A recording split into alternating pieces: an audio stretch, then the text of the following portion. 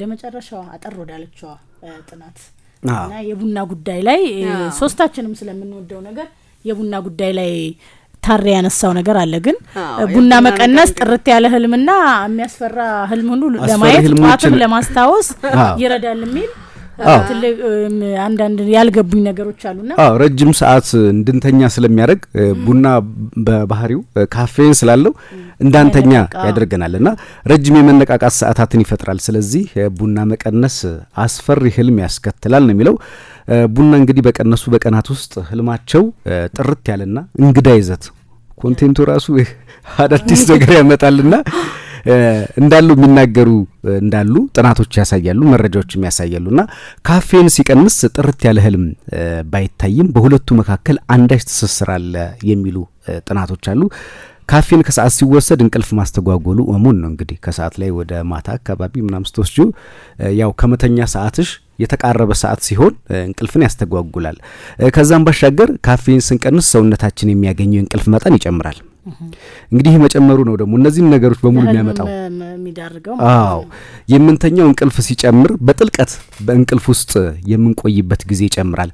በጥልቅ እንቅልፍ ውስጥ ደግሞ ሰውነት ቢያወፍርም አእምሮ ግን ስራውን መስራት ይቀጥላል።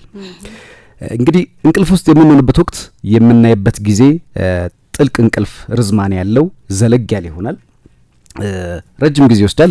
በዚህ ወቅት ነው እንግዲህ አእምሮ ጥርት ያለ ህልም ለመፍጠር ጊዜ የሚያገኘው። ምክንያቱም አጭር ሰዓት ከተኛሽ ምናልባትም ያው የተወሰነ ሰዓት አለው ይመስለኛል ህልም ራሱ ከተኛሽ በኋላ የሆነ ጋፕ፣ ስለዚህ ያን ሰፊ ሰዓት ስለሚያገኝ የተመቻቸ ነገር ይኖረዋልና ሌሊት ላይ ከእንቅልፍ የምንነቃው ደግሞ ጥርት ያለ እንቅልፍ እያየን በምንሆንበት ጊዜ ስለሆነ ጠዋት ስንነቃ ህልማችንን የማስታወስ እድላችን ከፍተኛ ይሆናል ይጨምራልም ይላል። ባልተረጋጋ እንቅልፍ ውስጥ የምናየው ህልም ጠዋት አናስታውሰውም፣ የተበጣጠሰ ይሆናል። ስለዚህ አንዳንዴ ቅዠት ነው ቅዠት ነው ማየውና ለዛ ሊሆን ይችላል። ኖርማሊ እኔ ቡና ጠጥቼ መተኛት እችላለሁ ወዲያው፣ ግን ትርጉም ያለው ህልም አይቻላቅም በህይወቴ።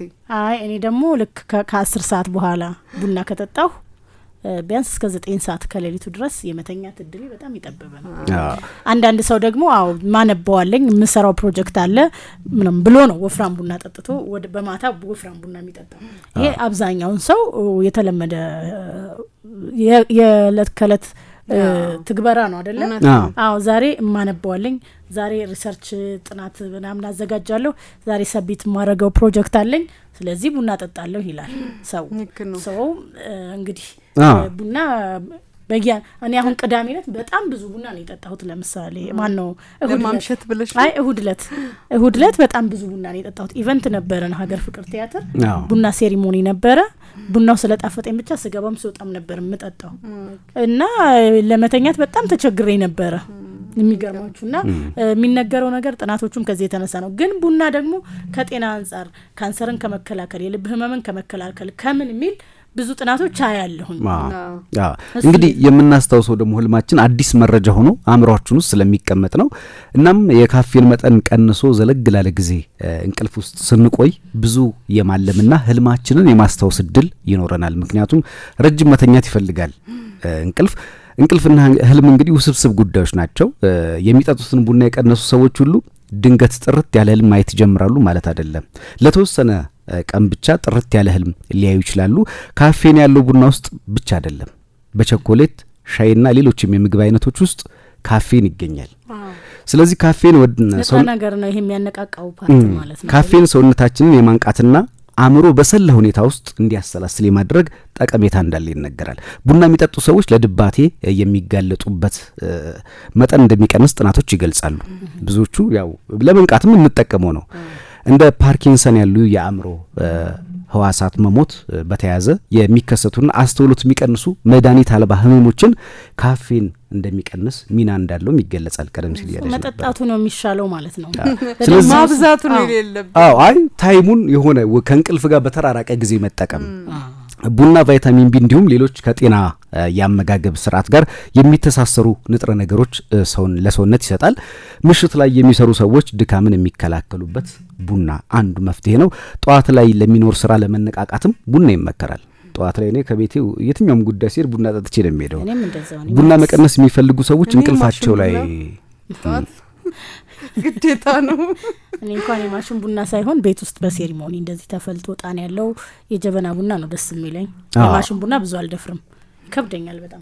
አሁን እንግዲህ ለመደምደም ያህል ጥርት ያለ እንቅልፍም ለማየት ቡናም ለመጠጣት ደግሞ እንደ መፍትሄ መጨረሻውን ነገር እናንሳና ቡና እንግዲህ እንቅልፋቸው ላይ ህልማቸው ላይ የሚያሳድረው ተጽዕኖ የሚያሳስባቸው ሰዎች ቀላል መፍትሄ አለው።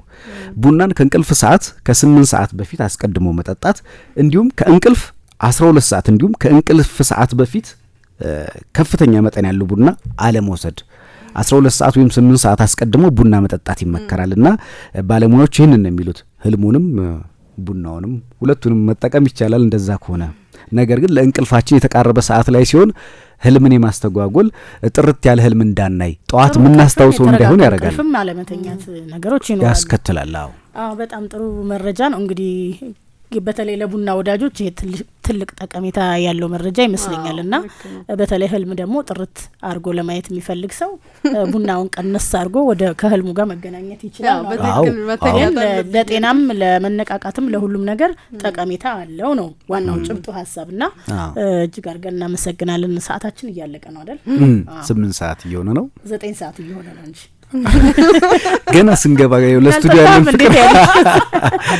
ለስቱዲዮ ያለን ፍቅር አሁን እየገባን ሁላ እየመሰለኝ ነው። ገና እየገባ እየመሰለ ነው። እንግዲህ እጅግ አድርገን እናመሰግናለን። የዛሬው የአራት ታይም ፕሮግራማችን እንግዲህ ይሄንን ይመስል ነበር። የተለያዩ የመዝናኛም የጤናም ጉዳዮችን አንስተናል።